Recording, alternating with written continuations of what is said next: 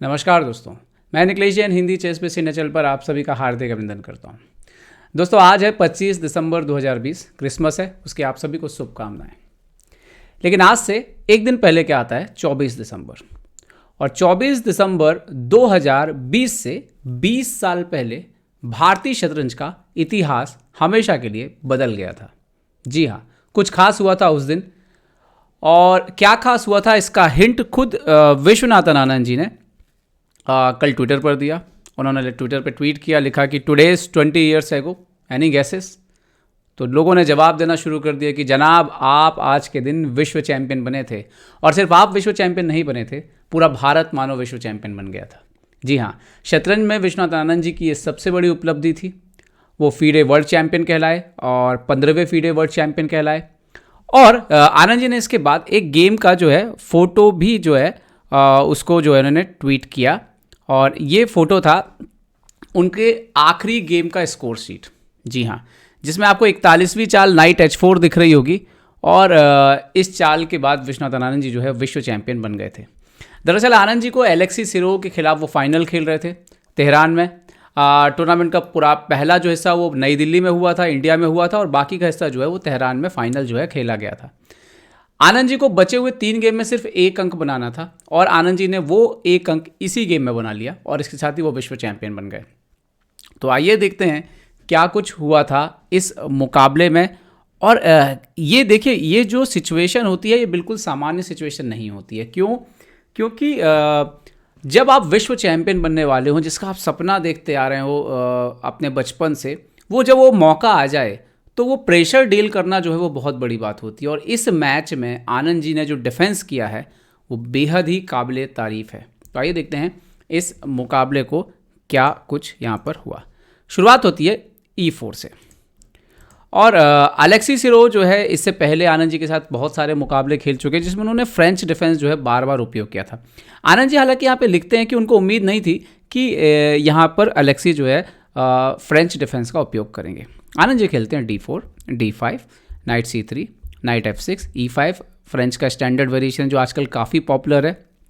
इन दोनों के बीच सिडनी में एक मुकाबला हुआ था जिसमें आनंद जी ने E5 की जगह बिशप G5 पहले खेला था। तो उन्होंने यहाँ पर जो है इम्प्रूवमेंट किया, चेंज किया, night FD7, night CE2, C5। तो आनंद जी यहाँ पे खेलते हैं F4। अब आनंद जी यहाँ पे बोलते हैं कि अगर वो यहाँ पे C3 करने जाएं तो अपोनेंट जो है टेक और इमीडिएटली सेंटर को ब्रेक करने की कोशिश करेगा, जो आनंद जी नहीं चाह रहे थे कि इस पोजीशन पे हो। तो इसीलिए उन्होंने पहले F4 खेला और E5 की पॉन को सपोर्ट लगाया।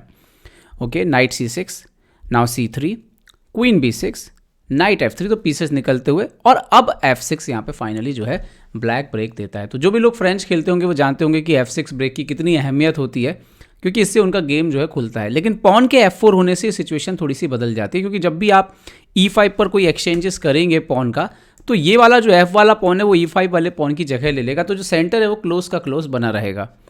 ओके, A3 किया यहाँ विश्वनाथन आनंद जी ने, तो बिशप E7। और अब आनंद जी यहाँ पे खेलते हैं H4।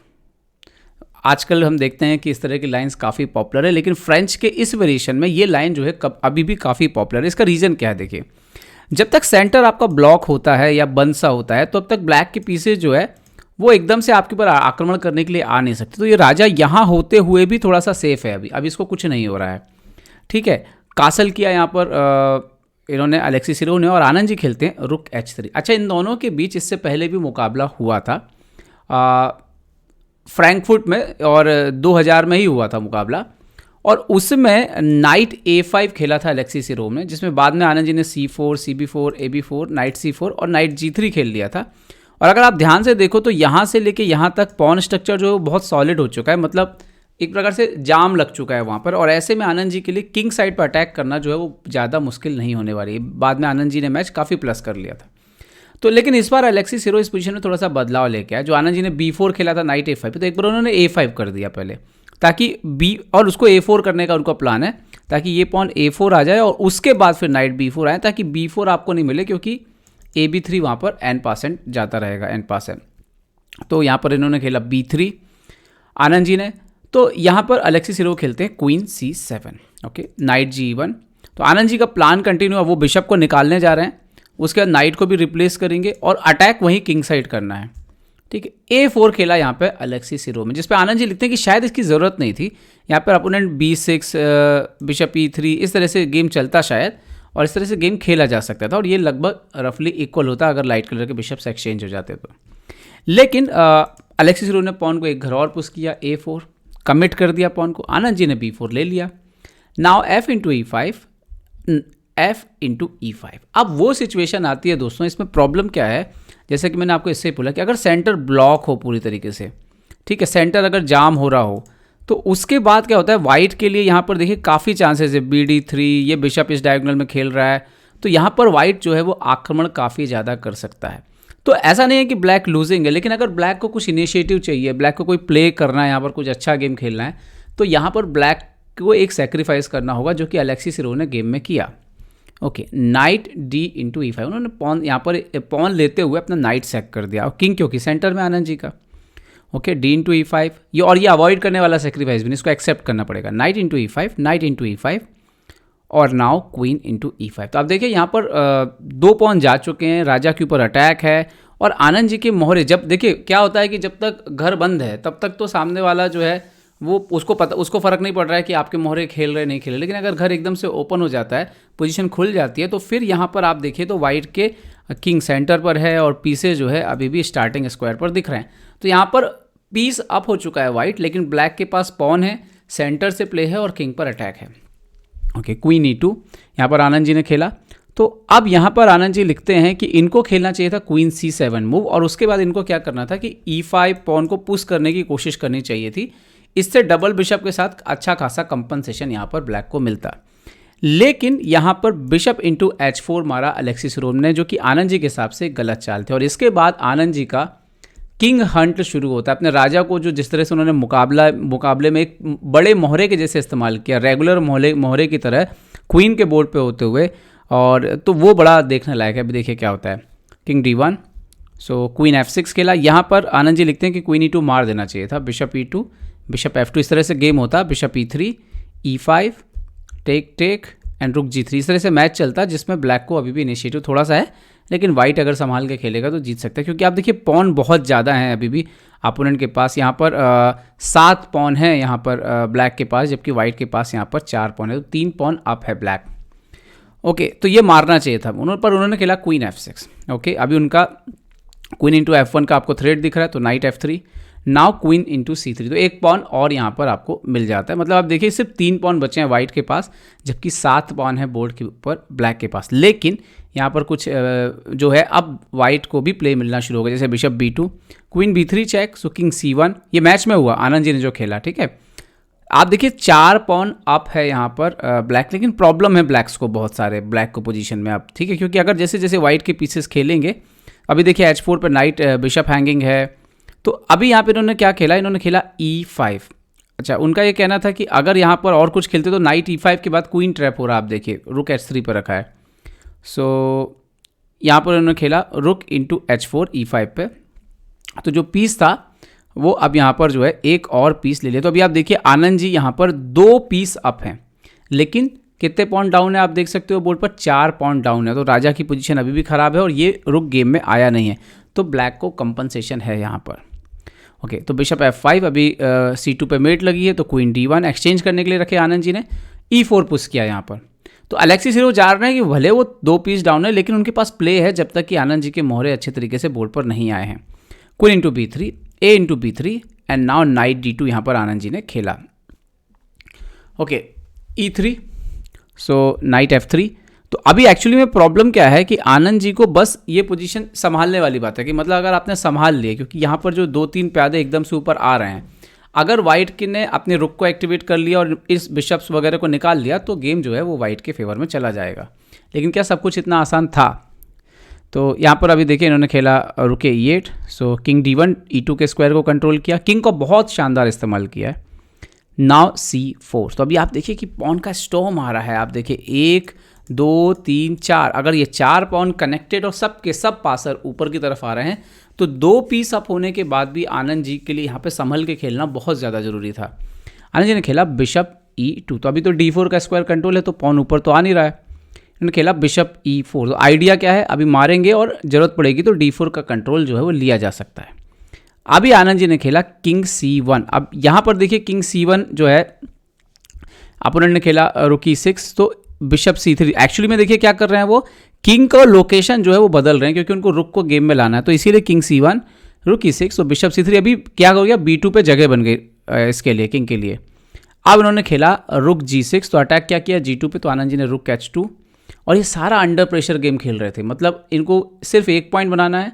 अपोनेंट जम के अटैक कर रहा है। अलेक्सी सिरोव की भी तारीफ करनी होगी कि 2 पीस सैक करके खेल रहे हैं और आनंद जी पोजीशन पे हर बार जो है वो एक्यूरेट मूव करके पोजीशन को डिफेंड कर रहे हैं।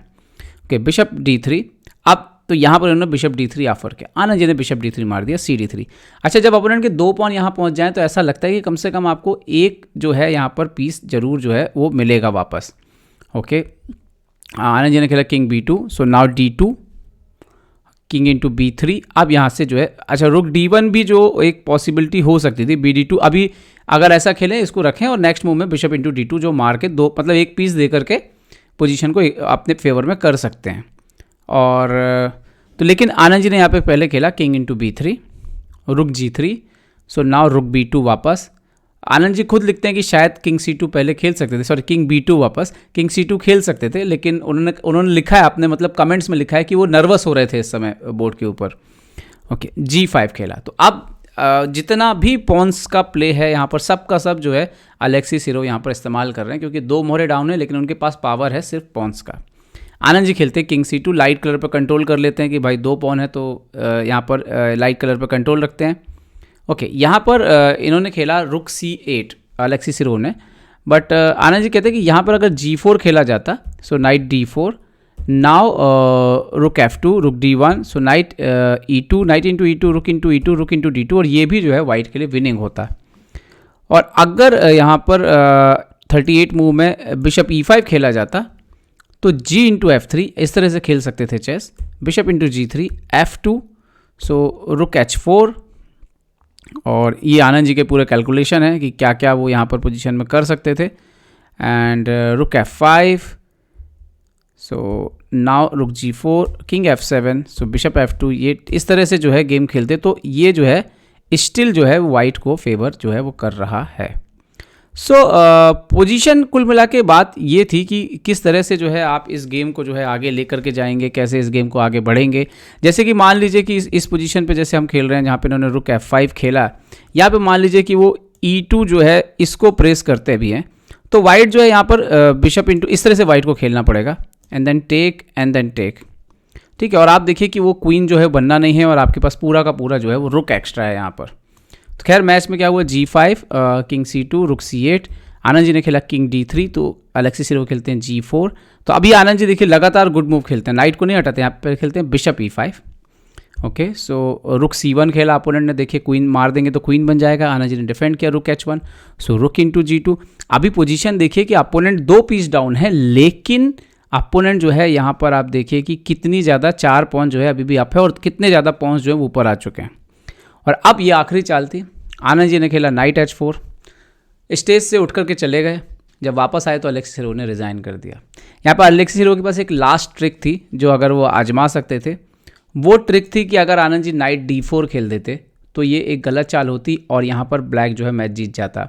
क्या करता ब्लैक, बनाता क्वीन चेक, रुक इंटू D1, रुक D2 चेक। और अभी यहाँ पे प्रॉब्लम यह है कि मान लीजिए कि आप रुक इंटू D2 मार देते हैं, सो पॉन इंटू टेक, अभी क्वीन बन रहा है और अगर किंग से मारेंगे तो रुक मर जाएगा और यहाँ पर जो है गेम में वापसी हो जाती काले मोहरे के खिलाड़ी की। पर आनंद जी ने क्या खेला, नाइट H4, क्योंकि अब इसके बाद क्या हुआ कि अगर आप क्वीन बनाते भी हैं टेक तो यहाँ पे कोई प्रॉब्लम नहीं है क्योंकि रुक जो है वो बिशप से सपोर्टेड है और उस समय नाइट जो है वो बीच में आ रहा था। और इसके बाद विश्वनाथन आनंद जी जो है वो विश्व चैंपियन जो है बन गए। तो दोस्तों भारतीय शतरंज इतिहास का ये एक बहुत ही अमूल्य पल था जहाँ पर कोई भारतीय पहली बार जो है संपूर्ण मतलब पूरी तरह से जो है विश्व चैंपियन बना था। नॉकआउट फॉर्मेट में वर्ल्ड चैंपियन हुई थी। इसके बाद तो खैर आगे बहुत कुछ इतिहास है, हर तरह की टूर्नामेंट जो है विश्वनाथन आनंद जी ने जीते, 5 बार विश्व चैंपियन बने और सबसे ज़्यादा अलग अलग फॉर्मेट में वर्ल्ड चैंपियनशिप जीतने का रिकॉर्ड भी जो है उन्हीं के नाम है। तो दोस्तों ये था ये मुकाबला जिसके बारे में मैं आपको बताना चाहता था। उम्मीद करता हूँ कि वीडियो आपको पसंद आया होगा तो लाइक शेयर और सब्सक्राइब करना ना भूलें और हमारे विश्वनाथन आनंद जी को 20 साल पूरे होने पे विश्व चैंपियन बनने के बहुत बहुत शुभकामनाएं। अपना ध्यान रखिए दोस्तों, सुरक्षित रहिए। जय हिंद।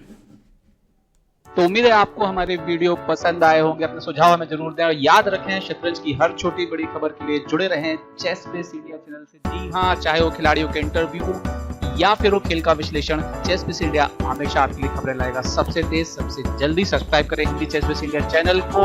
अगर आप यूट्यूब पर देख रहे हैं तो सब्सक्राइब करें और साथ ही साथ बेल आइकॉन दबाना ना भूलें दोस्तों, क्योंकि इसी से मिलेंगे आपको सारे नोटिफिकेशन। फेसबुक पर देख रहे हैं तो जरूर लाइक और शेयर करना ना भूलें।